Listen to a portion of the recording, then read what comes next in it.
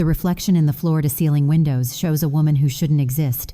Loretta Washington, 64 years old, stands 73 floors above Manhattan in a penthouse that cost more than most people earn in 10 lifetimes. Below her, Central Park spreads out like a green oasis in a concrete jungle, and beyond that, the chaos of New York Fashion Week pulses through the city streets. She built this. Every brick, every dollar, every impossible dream. But right now, watching the autumn sun bleed orange across the skyline, Loretta feels something she hasn't felt in 40 years: fear. Behind her, Jamal Torres sets down a manila folder on her glass desk. He's been her private detective for 12 years, the kind of man who finds answers other people don't want found. His face tells her everything before he opens his mouth.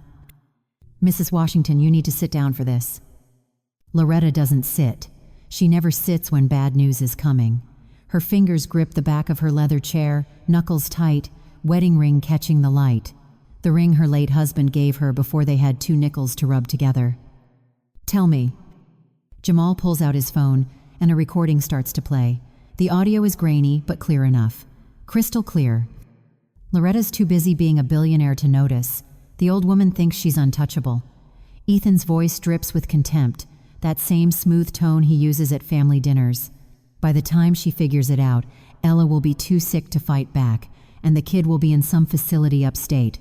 We'll have control of the trust, the shares, everything. A woman's laugh cuts through. Lila, distant cousin, secretary, parasite. "You think you built this empire alone, Loretta?"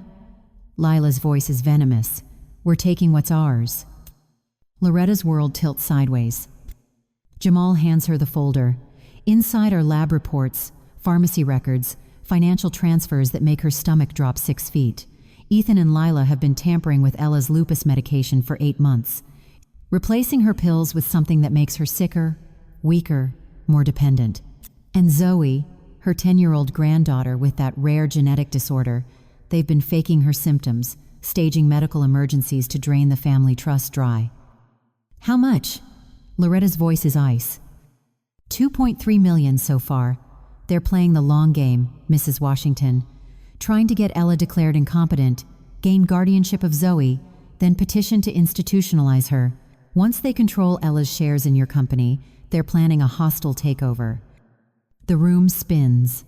Loretta steadies herself against the desk, her reflection in the window now showing a woman cracking open at the seams.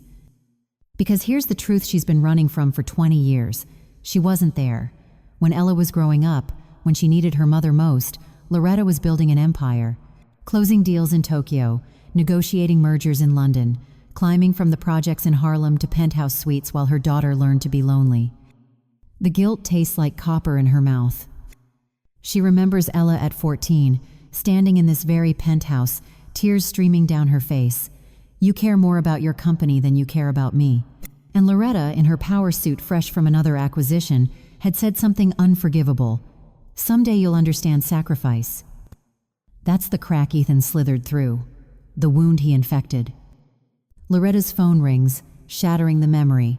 Dr. Chen, Ella's specialist at Mount Sinai.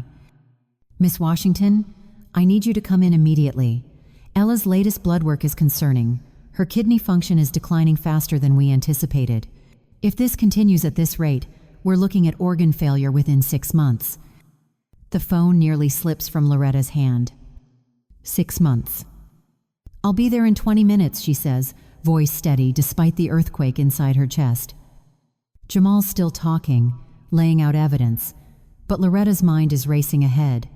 She's already 3 moves into this chess game, already calculating angles, weaknesses, leverage. This is what she does.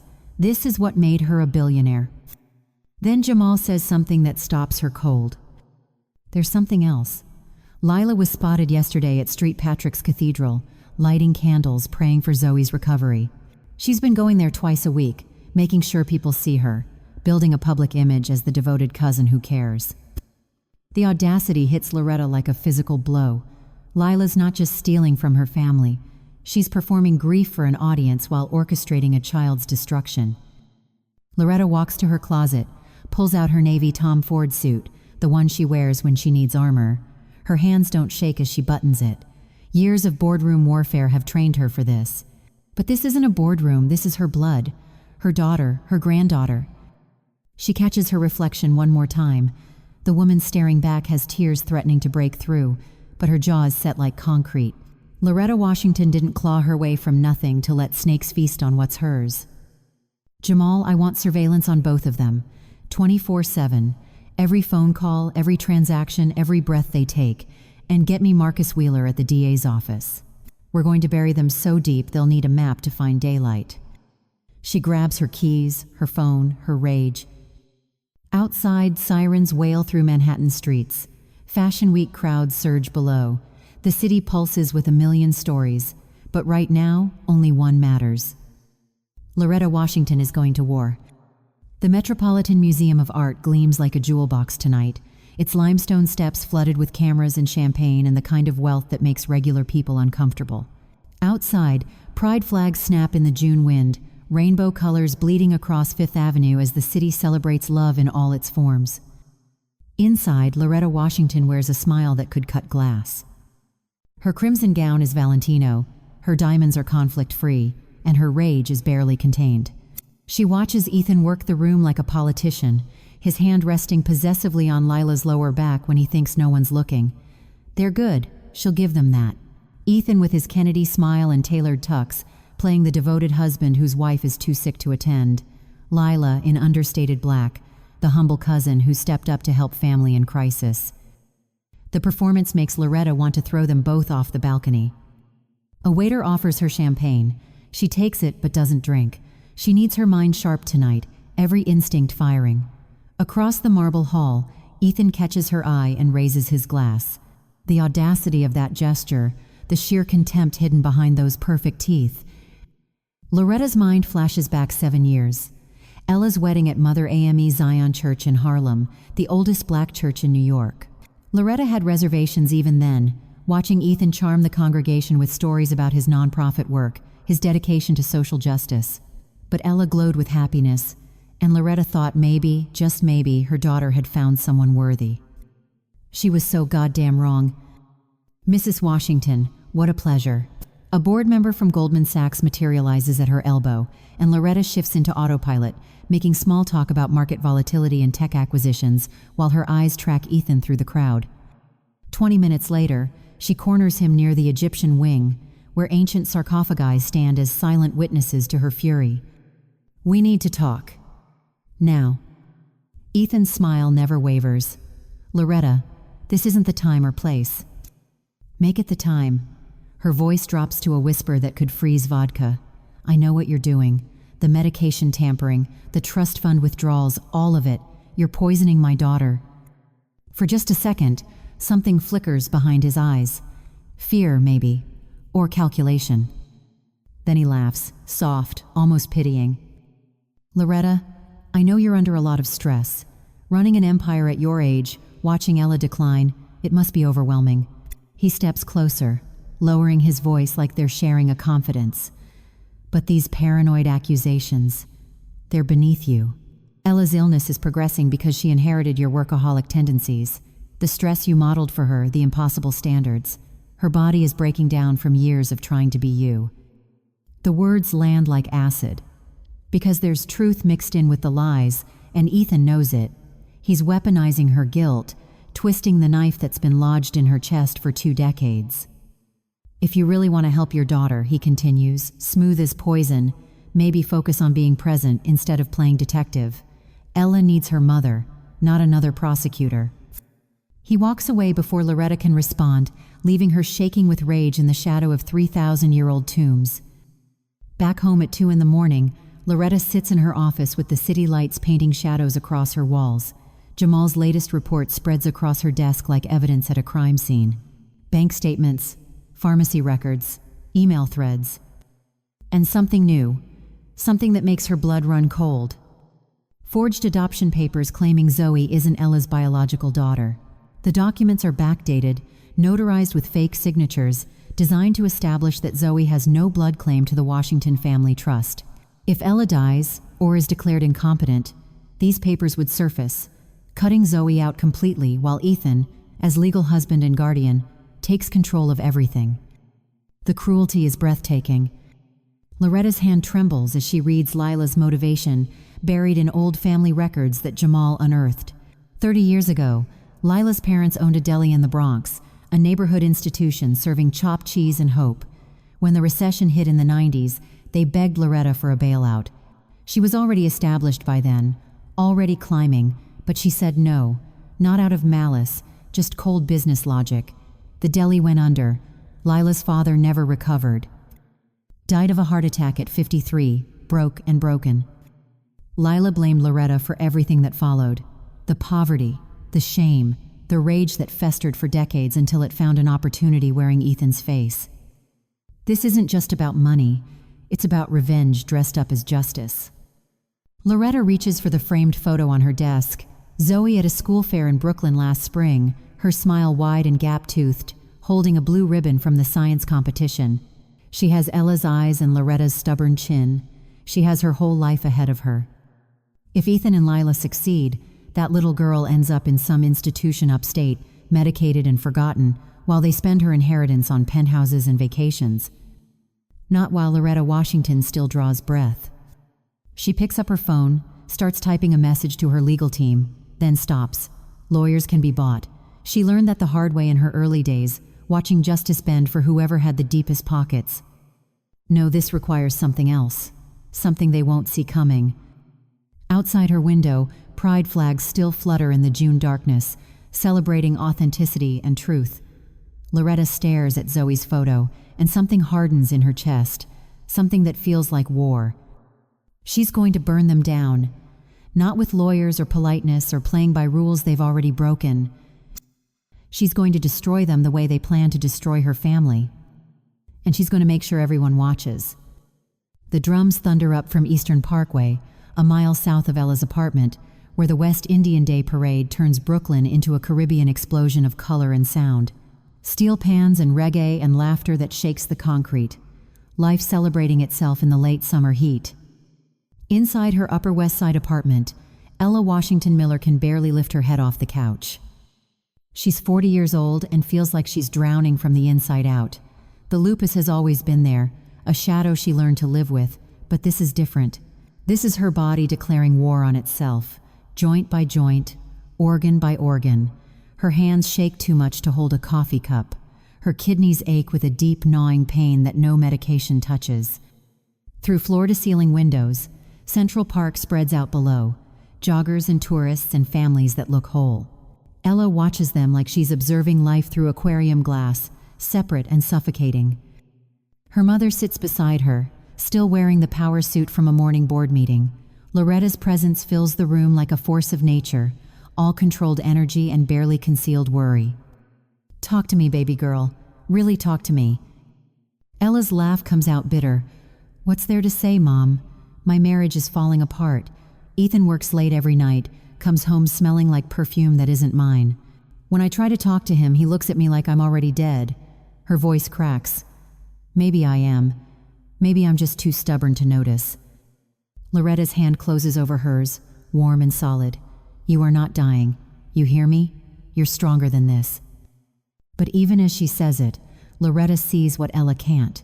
The way her daughter's cheekbones jut too sharp, the gray undertone to her brown skin, the defeat in eyes that used to spark with courtroom fire.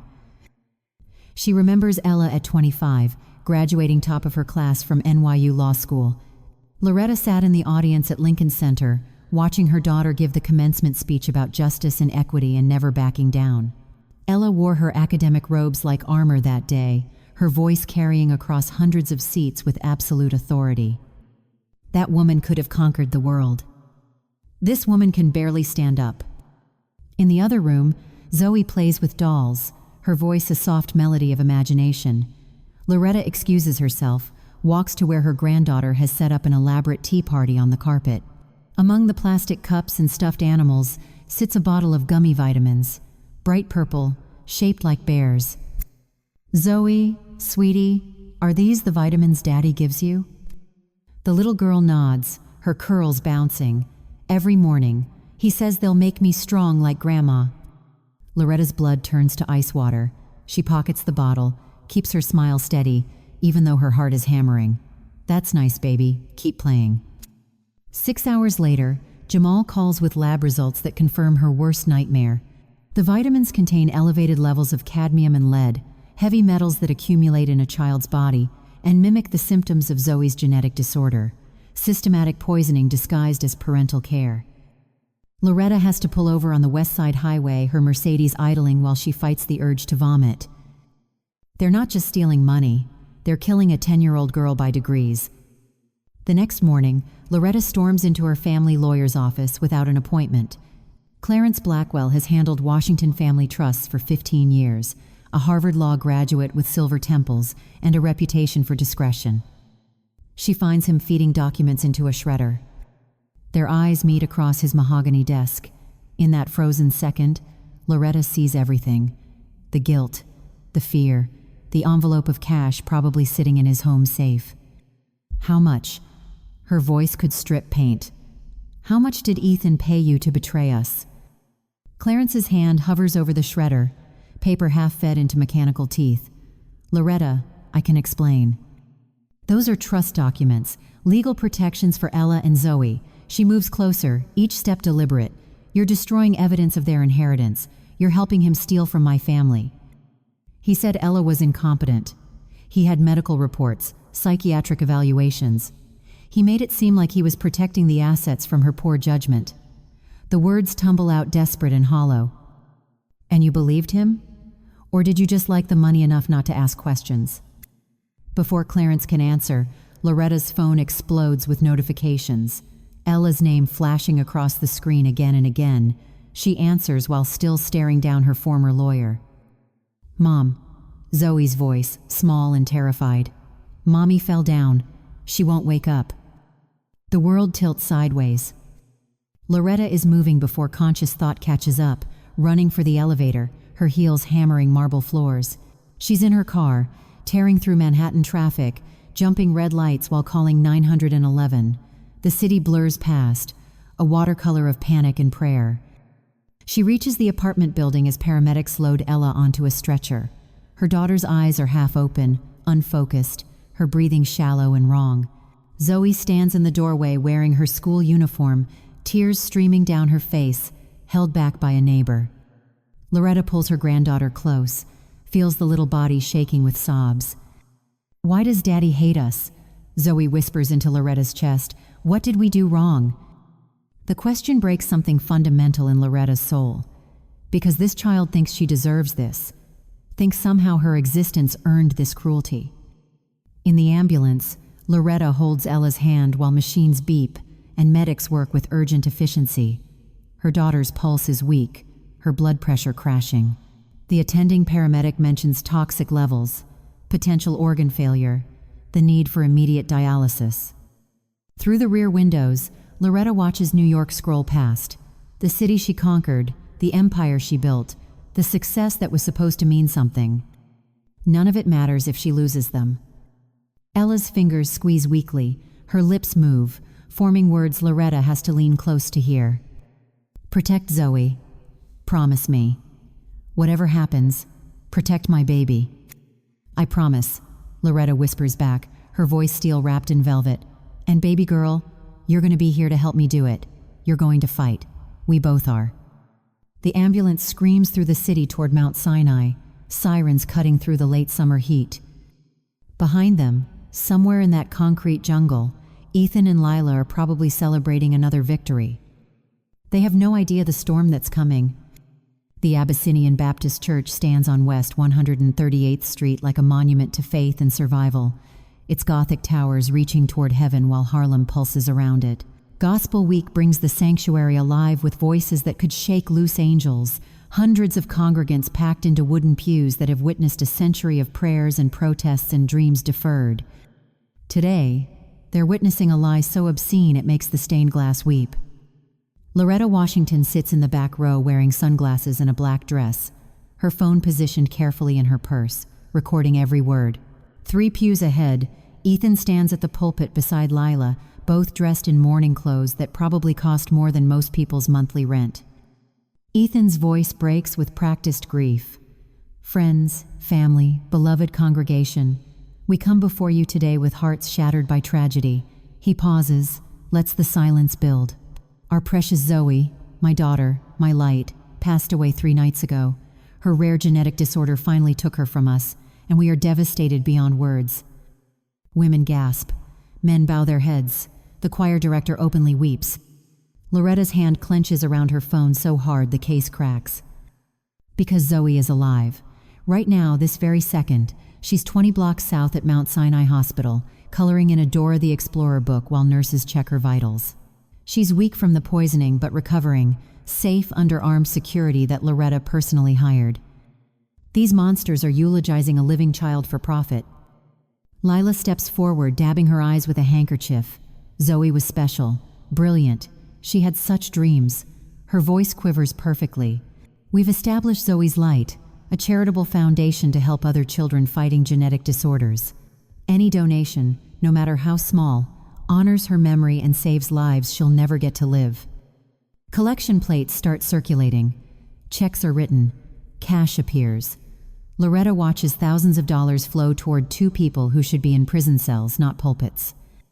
Her mind flashes back 3 months. Zoe at the Bronx Academy of Science Fair, her project on renewable energy earning first place. She wore a lab coat 3 sizes too big and safety goggles that kept sliding down her nose, explaining solar panel efficiency to judges with the confidence of someone who'd already changed the world in her head. That smile. God, that gap-toothed, brilliant smile. And these people want to erase her for money. The service ends with a hymn that feels like a knife twisting. Loretta slips out the side door before anyone recognizes her, her driver already waiting at the curb. She's barely in the back seat before Jamal calls. I got something. Lila's not just a scammer. She's a professional. Loretta puts him on speaker. Talk to me. Chicago, 2019. She ran a nearly identical scheme with a boyfriend at the time. Fake terminal illness for a fictitious nephew, charity fundraiser, vanished with $200,000 before anyone caught on. Changed her name, moved east, reinvented herself. Papers shuffle on his end. She's been planning this for years, Loretta, looking for the right mark. And she found us. Loretta's voice is flat. What else? This is where it gets ugly. Ethan's been paying off staff at Mount Sinai, a nurse in pediatrics, a lab technician, even an attending physician. They've been falsifying Zoe's medical records, making her condition look terminal when it's actually treatable. The fake death certificate is already drawn up, dated for 3 days ago. The car feels too small suddenly. Loretta rolls down the window, gasps at September air that tastes like exhaust and pretzels and betrayal. How deep does this go? Deep enough that if you hadn't caught it, Zoe would have been legally dead by Friday. They could have held a funeral, closed out her trust accounts, and disappeared before anyone questioned the paperwork.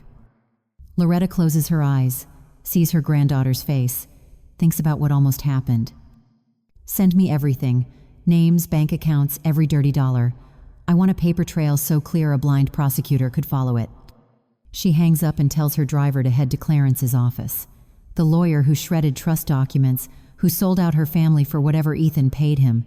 She finds him in his apartment on the Upper East Side, packing a suitcase with shaking hands. Going somewhere, Clarence? He jumps like she fired a gun. Loretta, I need to. Sit down. Her voice allows no argument. Clarence collapses into his leather chair. He looks older than his 58 years, gray and hollow and terrified. I didn't know it would go this far. Ethan said it was just about protecting assets from Ella's poor judgment. He showed me psychiatric reports. He made it seem legitimate. How much did he pay you? $50,000, wired to an offshore account. Clarence's hands twist together. I have 3 kids in college, Loretta. My wife's medical bills. I wasn't thinking clearly. You were thinking about money while they poisoned my family. She leans forward. Give me one reason I shouldn't destroy you right now. One reason I shouldn't call the Bar Association and the DA and every journalist in this city. Tears streak down his face. Because I'll testify. Against Ethan, against Lila, against everyone involved. I'll give you everything. Phone records, email trails, the offshore accounts. Just please, my family doesn't deserve to suffer for my mistakes. Loretta studies him for a long moment. sees genuine remorse mixed with self-preservation. It's not redemption, but it's useful. You testify, you cooperate fully, and maybe you keep your law license. Maybe your kids don't have to explain why their father's in prison. She stands. But cross me again, Clarence, and I'll make sure you spend your golden years in a cell. She walks to the door, pauses. They announced Zoe's death today at Abyssinian Baptist. Collected donations for a fake charity in front of God and everyone. Clarence looks sick. Jesus Christ. Jesus can't help them now, Loretta says. And there's something sharp in her smile. They'll need more than prayers to escape me. Outside, the city roars and shimmers. Somewhere in its concrete heart, Ethan and Lila think they've won. They have no idea they just sealed their fate. Outside her office windows, 50,000 runners flood through Manhattan, the NYC Marathon turning the city into a river of human determination. Their footsteps thunder up First Avenue, a percussion of willpower that rattles the glass 73 floors up. It's November, crisp and brilliant, the kind of day that makes New York feel invincible. Inside, Loretta Washington is dying. The coffee cup sits empty on her desk, innocuous as a loaded gun. She'd grabbed it from the break room an hour ago, barely noticing Lila hovering near the Keurig machine with that solicitous smile. Now Loretta's heart hammers against her ribs like it's trying to escape, each beat too fast, too hard, too wrong. The room spins, her vision tunnels. She reaches for her phone, but her fingers won't cooperate, fumbling across mahogany that suddenly feels 1,000 miles away. The last thing she sees before the floor rushes up is the marathon runners below, still pushing forward, still fighting. Then everything goes black. She wakes up in Mount Sinai with Dr. Patel standing over her, his brown eyes grave behind wire-rimmed glasses. The fluorescent lights are too bright. Machines beep in sterile rhythm.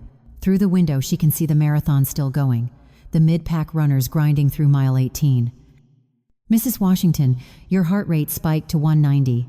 Your blood work shows traces of a stimulant, possibly mixed with your coffee. Dr. Patel crosses his arms. At your age, with your stress levels, you're courting a massive coronary event. You need to slow down. Rest. Let your body recover. Loretta tries to sit up. The world tilts, but she forces it steady through sheer will. How long have I been here? 3 hours. And you're not leaving for at least another 12. I'm admitting you for observation. Like hell you are. Her voice comes out raspy but firm.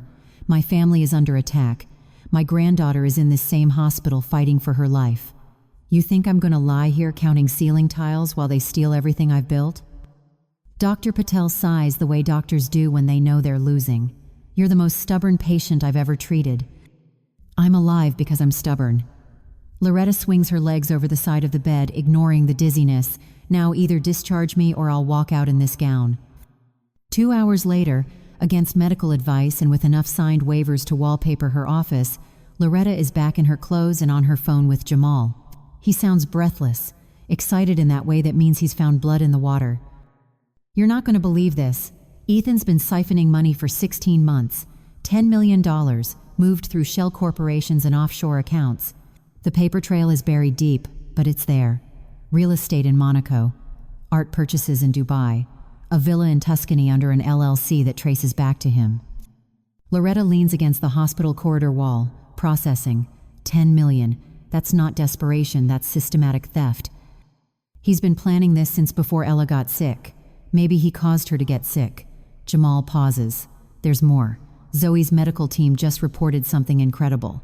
Since you put her under protection and stopped the vitamins, her symptoms are reversing. Blood work is normalizing. The genetic markers that look terminal, they're stabilizing. Loretta's knees almost give out again, but this time from relief so profound it hurts. It was all fake. The declining health, the urgent interventions. They were poisoning her to create a medical emergency they could exploit. And they nearly got away with it. Loretta thinks about the coffee cup, about collapsing in her office, about how close she came to not waking up. Lila tried to take me out too. Spiked my coffee this morning. If I'd drunk the whole thing instead of half. She doesn't finish the sentence. Doesn't need to. A memory surfaces, sharp and clear. 5 years ago, at a fundraiser for a women's shelter in Brooklyn, Ella standing beside her, helping serve dinner to women escaping domestic violence. One woman, maybe 30, with bruises fading to yellow on her neck, had looked at Ella with such hope. "You're lucky," she'd said, "having a mother who fights for you." Loretta had squeezed Ella's hand, made a silent promise. "I will always fight for you." She'd broken that promise when she chose boardrooms over bedtime stories, when she missed recitals for mergers, birthdays for acquisitions. But she's keeping it now. Even if it kills her, she's keeping it now. She makes her way to Zoe's room on the pediatric floor.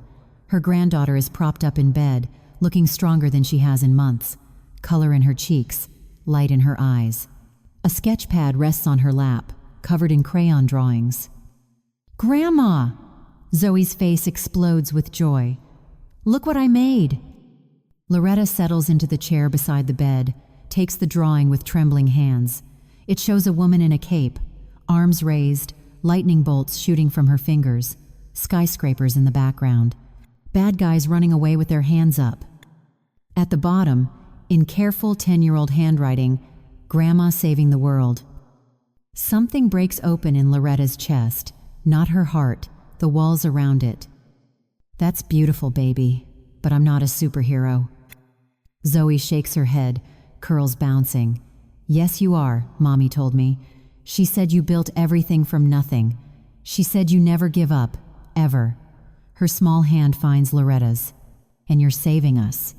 That's what superheroes do." Through the window, the last marathon runners struggle past, exhausted but refusing to quit. The sun angles low over the city, painting everything gold. Loretta squeezes Zoe's hand, thinks about coffee and poison and 50,000 runners who kept going even when their bodies screamed to stop. "Okay, baby, then let's save the world together." Zoe grins, gap-toothed and fierce. And somewhere in this city, Ethan and Lila have no idea the superhero they've created. Queens explodes with light tonight, thousands of DIYs flickering like fallen stars across the streets of Jackson Heights. The Diwali festival transforms the neighborhood into something magical, vendors selling samosas and jalebi, children waving sparklers, the scent of incense mixing with curry and possibility. The Festival of Lights, they call it. Victory of light over darkness, good over evil. Loretta Washington stands under a canopy of string lights, watching Clarence Blackwell approach through the crowd. He looks like a man walking to his own execution, shoulders hunched, eyes darting. She picked this location deliberately, public enough that he can't run, chaotic enough that no one's paying attention to two people having a conversation that will destroy lives. "You came." Clarence's voice barely carries over the drums in celebration. "Did you think I wouldn't?" Loretta's phone sits in her coat pocket, already recording. "You have one chance, Clarence. One chance to tell me everything before I bury you so deep your great-grandchildren will be digging." He flinches. Around them, families laugh and dance, completely unaware they're witnessing a confession. "Ethan's planning a board meeting. Next Tuesday at your headquarters." Clarence's words tumble out fast, desperate. He has forged psychiatric reports claiming Ella is mentally incompetent. Depression, paranoid delusions, inability to make rational decisions. 3 different psychiatrists who never actually examined her, paid to sign off on evaluations based on Ethan's testimony alone. Loretta's jaw tightens, but she stays silent, letting him hang himself with his own words. The reports claim her lupus medication causes cognitive impairment, that she's a danger to herself and to Zoe. He's going to present them to your board, argue that Ella's shares need to be placed in a conservatorship for her own protection. Clarence's hands shake. With her declared incompetent, he becomes her legal guardian, controls her assets, her voting rights, everything. "And you helped him build this case." "I drafted the legal framework, the conservatorship paperwork, the trust modifications. Shame drips from every word. He promised it was temporary, that once Ella got treatment, once she stabilized, everything would be reversed." Loretta's laugh is sharp as broken glass. "And you believed that? You, with a Harvard law degree and 30 years of practice, believed a man systematically poisoning his wife would suddenly grow a conscience?" Clarence looks away, toward the Diwali lights reflecting in storefront windows. Loretta's mind flashes back 15 years. Ella's graduation from NYU Law School, the ceremony at Lincoln Center. Clarence had been there in the front row beside Loretta, beaming with pride for his mentee. He'd taken Ella to lunch afterward, given her advice about which firms to consider, which judges to clerk for. He'd been family. Now he's just another traitor. "What did Lila have on you?" Loretta asks quietly. "Because you don't betray people you love for just money." The question hits him like a physical blow. His eyes well up, and suddenly he looks every one of his 58 years, 2 years ago at a firm party. "I got drunk, made a terrible mistake." His voice cracks. "Lila and I, it was one night, one stupid, meaningless night." "She's been blackmailing you." "Photos, video, enough to destroy my marriage, my career, everything." He wipes his eyes. "My wife just finished chemo, Loretta. Breast cancer, stage 3. If she found out I cheated while she was fighting for her life, it would kill her. Lila knew that. She's been using it like a knife to my throat." The revelation settles over them like ash. Around them, children shriek with laughter, sparklers tracing gold in the darkness. Loretta's voice drops low and lethal. "You picked the wrong family to cross, Clarence. And blackmail doesn't excuse poisoning a child, stealing millions, or helping declare an innocent woman incompetent." "I know. God help me, I know." He meets her eyes finally. "That's why I'm telling you everything. The board meeting, the psychiatric reports, the offshore accounts. I'll testify. I'll give you every document, every email, every shred of evidence." "You will," Loretta agrees. "And maybe, just maybe, you'll keep your soul. Your career is already gone." She turns to leave, then pauses. Lila's not who she says she is. The affair, the blackmail, all of it was set up from the beginning. She's a professional. You were just another mark. The look on Clarence's face would be satisfying if it wasn't so pathetic. Loretta pushes through the festival crowds, past dancers and drummers and the smell of burning ghee. Her driver waits 3 blocks down, engine running. 20 minutes later, she's in Brooklyn, climbing the steps of Ella's brownstone. Her daughter sits in the living room, wrapped in blankets despite the radiator's heat. She looks stronger than last week, color returning to her cheeks now that the poisoning has stopped. But her eyes hold something new. Suspicion, the beginning of terrible understanding. "Mom, Ethan's been acting strange. Secretive phone calls. Coming home late. And when I asked him about the trust fund withdrawals, he got angry. Really angry." Ella's voice trembles. "I think something's wrong. I think maybe I've been blind to something obvious." Loretta sits beside her, takes her hand. The same hand she held in hospital delivery rooms and school plays and law school graduations. The hand she let go of too many times when work called. "Baby girl, listen to me. What I'm about to tell you is going to hurt. But you're strong, stronger than you know. And we're going to get through this together." Outside the window, Brooklyn spreads out in brownstone rows and streetlights. Somewhere above, stars fight through light pollution. The Festival of Lights continues in Queens, celebrating truth's victory over darkness. Loretta squeezes Ella's hand and begins to speak. "When this is over, when we've burned it all down and salted the earth, we'll rebuild. You, me, and Zoe. We'll build something better. Something that can't be poisoned or stolen or destroyed." Ella's tears come then, but her spine straightens. Her mother's daughter, after all. "Together," she whispers. "Together," Loretta confirms. And the lights burn on. Snoopy floats past the 73rd floor, his cartoon grin enormous against the November sky. Below, 3.5 million people line the streets for the Macy's Thanksgiving Day Parade, watching SpongeBob and Pikachu drift through Manhattan like fever dreams made real. The city pulses with holiday joy, families bundled against the cold, children on their parents' shoulders pointing at balloons the size of buildings. Inside Loretta Washington's office, war is being declared. Documents cover every surface.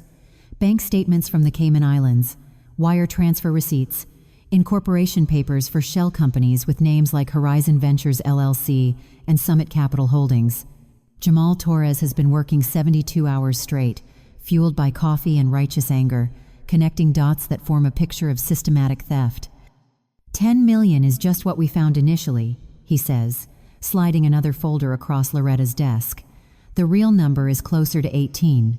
Ethan's been at this for 2 years, moving money through so many accounts it would make a cartel jealous. Loretta studies a spreadsheet showing cash flows to properties in Monaco, Geneva, and the Maldives. Each purchase timed perfectly with trust fund withdrawals, each dollar bleeding from her family's legacy into Ethan's fantasy life. And the charity? Her voice is ice over steel. Zoe's Light collected $400,000 from that church service alone.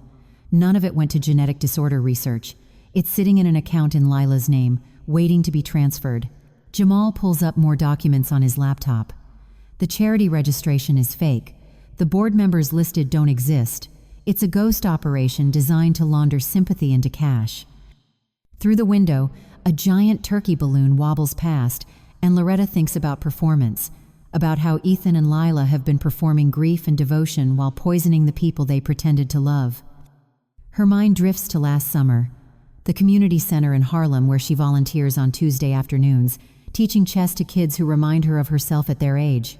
Hungry, sharp, underestimated. Zoe had come with her that day, tiny hands moving chess pieces with surprising strategy.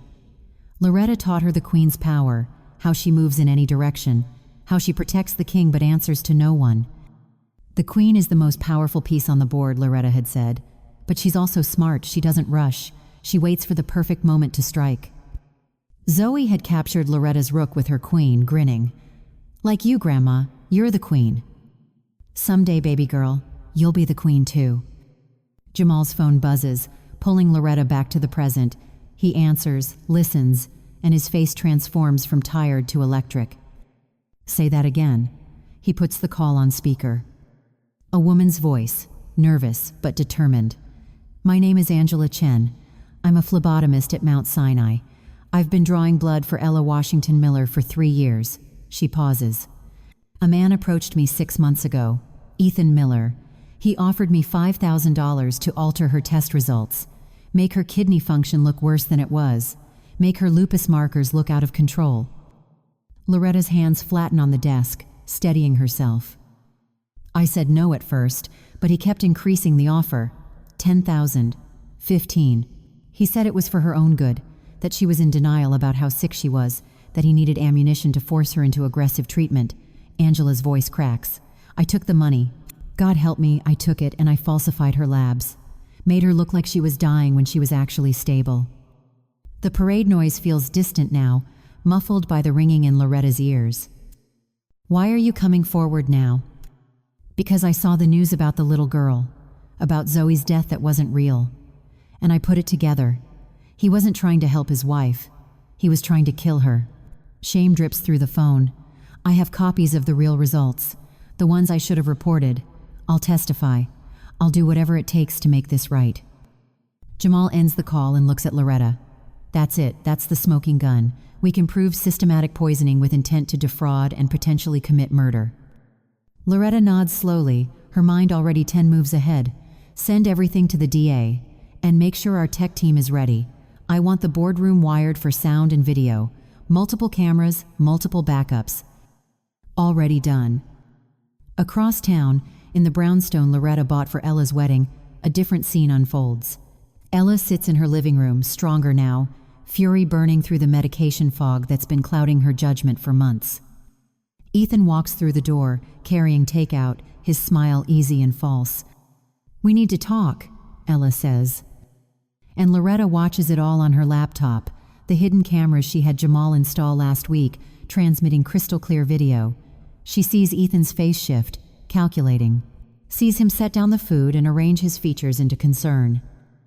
Ella, honey, what's wrong? The trust fund. The withdrawals. I want to know where the money went. He sits beside her, takes her hand with practiced tenderness. Baby, I've been managing our investments, trying to grow our wealth so Zoe has security. Your mom's been micromanaging everything for so long.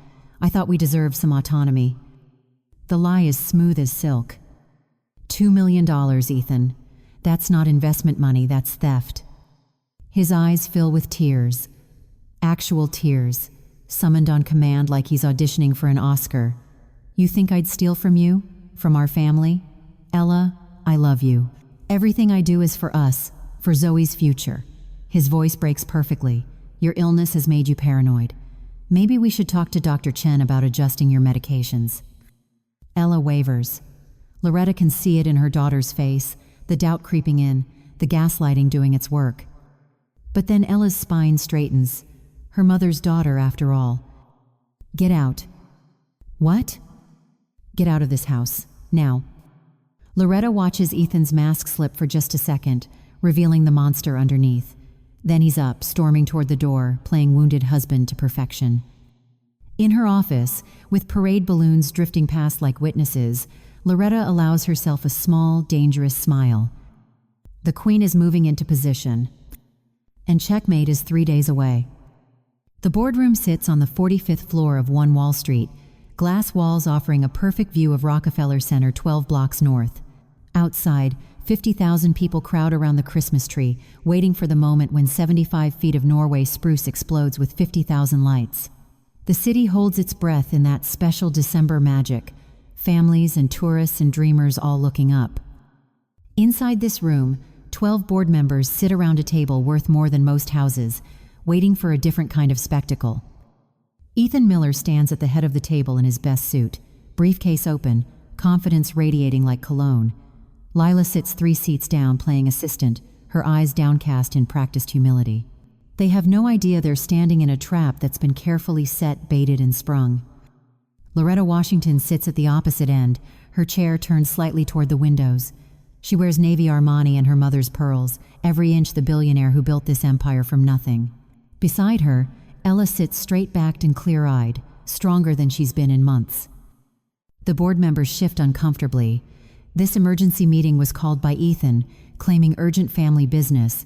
They're used to corporate drama, but this feels different, personal, dangerous. Thank you all for coming on such short notice, Ethan begins, his voice smooth as poisoned honey. I've called this meeting because we have a serious concern regarding Ella Washington Miller's fitness to maintain her board seat and control over her shares in Washington Capital. Ella's hand finds Loretta's under the table, squeezes once. I'm ready. Ethan continues, pulling documents from his briefcase.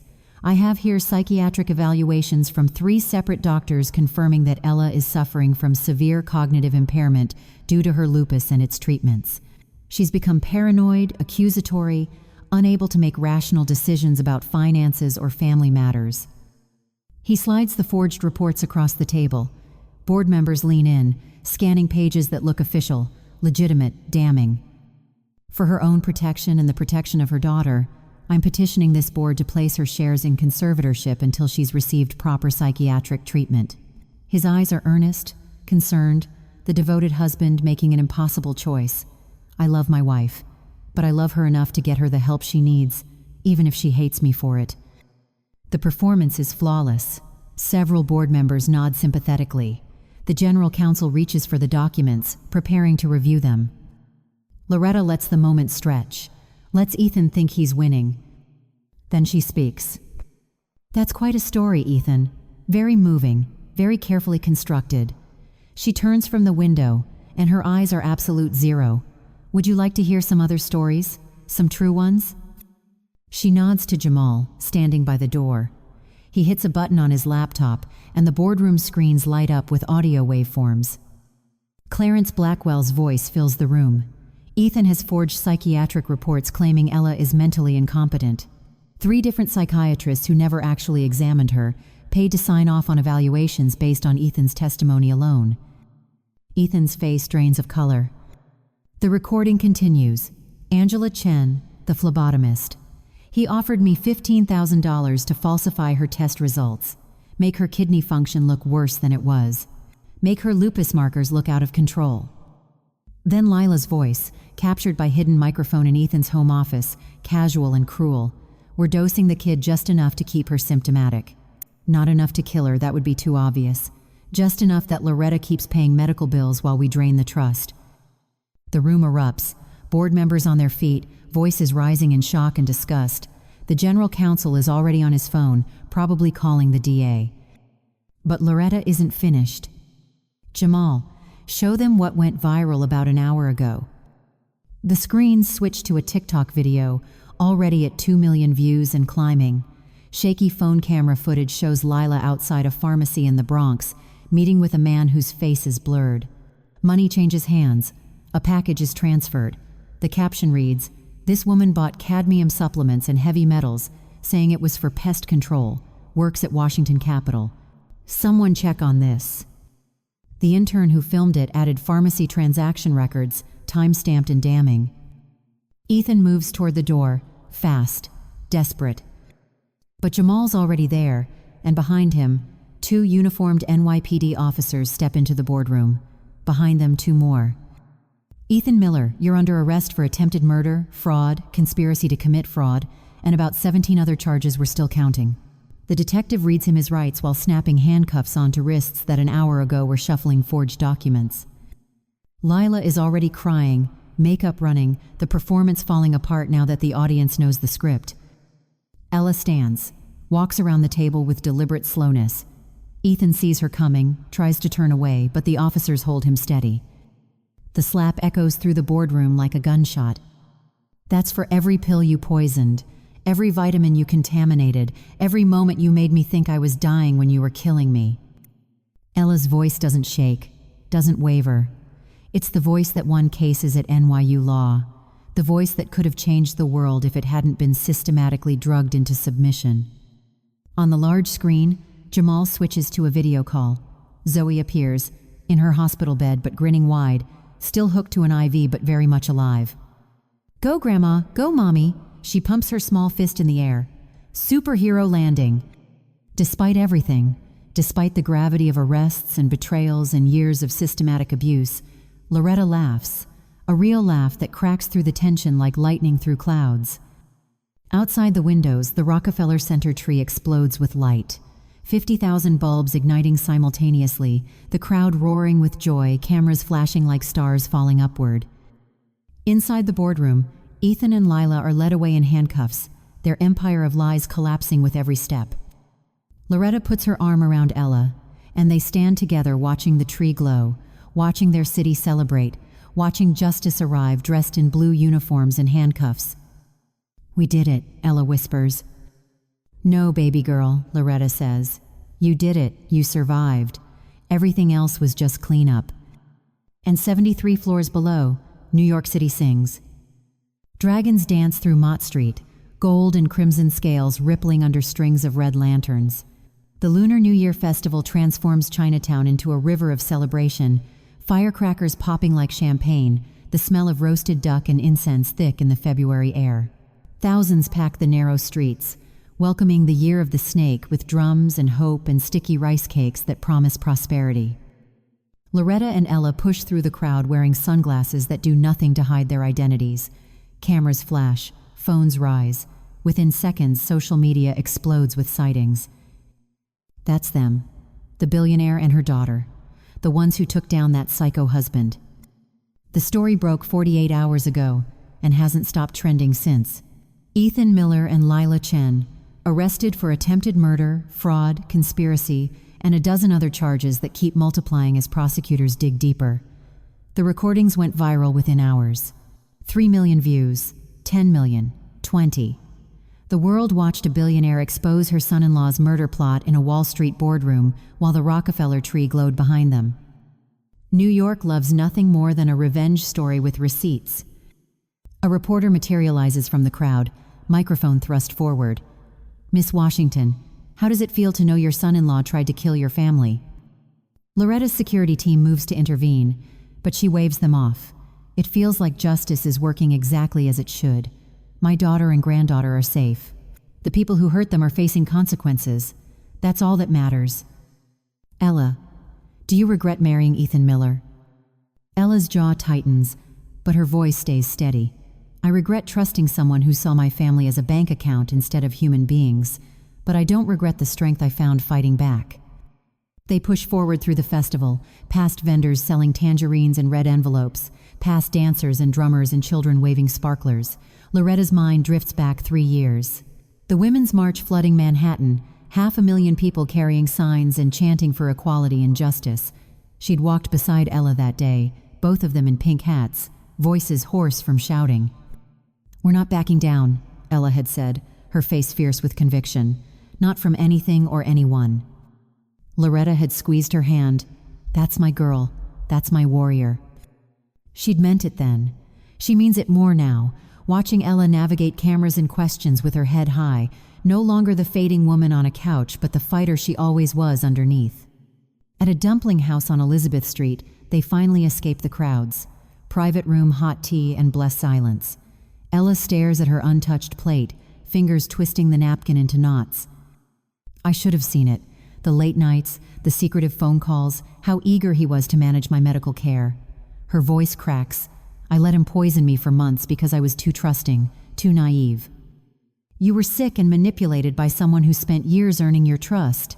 Loretta reaches across the table. That's not naivety. That's being human. Being a good person who expects others to be good too. He almost killed Zoe. But he didn't. We stopped him.